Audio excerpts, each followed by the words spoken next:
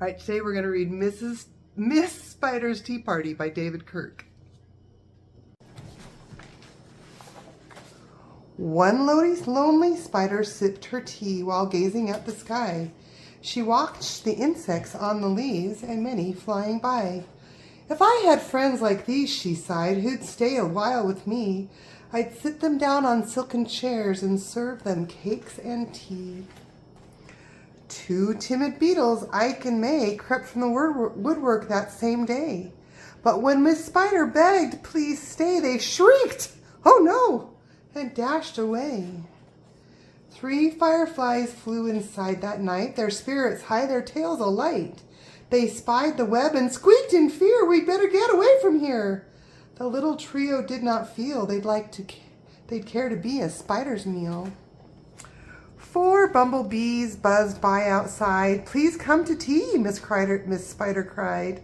The four ignored her swaying there. She waved a tea towel in the air. She took a cup and tapped the glass, then one bee spoke to her at last. "We would be fools to take our tea with anyone so spidery."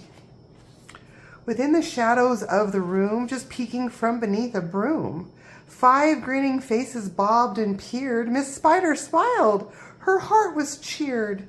Descending for a closer look, she danced into the gloomy nook, but sadly found those jolly mugs belonged, alas, to rubber bugs. Some ants strode in, they numbered 6, but ants with spiders will not mix. She brewed them tea from hips of roses. The proud platoon turned up their noses. A fine bouquet concealed its prize of 7 dainty butterflies. Miss Spider, watching from the wall, was not aware of them at all. Can you count the butterflies? Let's count. 1, 2, 3, 4, 5, 6. Do you see that one? It's hiding. 7. The table was set for 8 with saucers, cups, and a silver plate. The cakes were fresh, the service gleamed, yet no one arrived, it seemed. Her company in no demand left her a cup for every hand. 9 spotted moths, kept safe and warm in shelter from a thunderstorm. They stood beneath an open sash and watched the jagged lightning flash.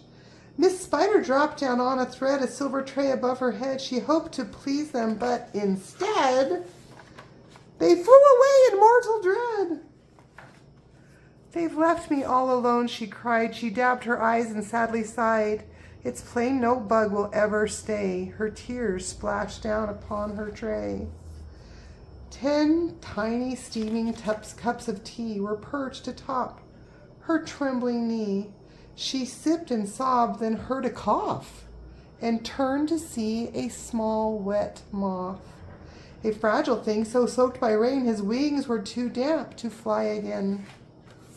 She smiled and took a checkered cloth to cloak the frail and thankful moth.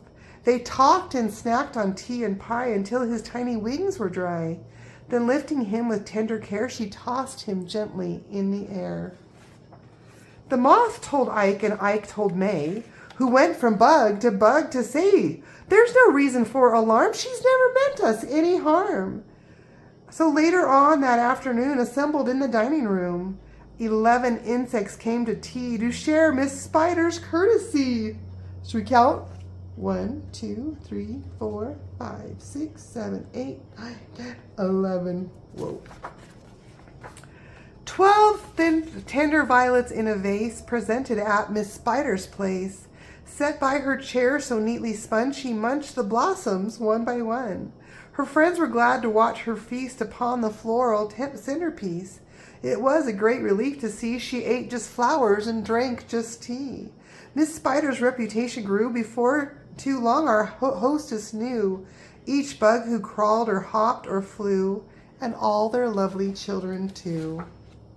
The end.